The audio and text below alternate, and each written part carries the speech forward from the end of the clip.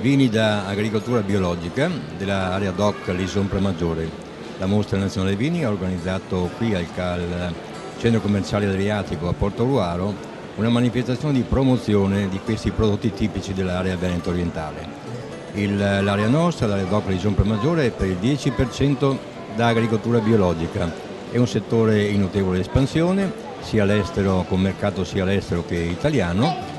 Noi attraverso queste iniziative, queste manifestazioni promosse e finanziate dalla Regione Veneto attraverso il piano di sviluppo rurale, con un contributo della Comunità Europea, intendiamo espandere, dare visibilità a questo prodotto, dare immagine anche al nostro territorio di produzione, che è un territorio molto ricco, di grande qualità, e possibilmente poi attraverso queste iniziative che ci sia un ritorno economico per i nostri produttori.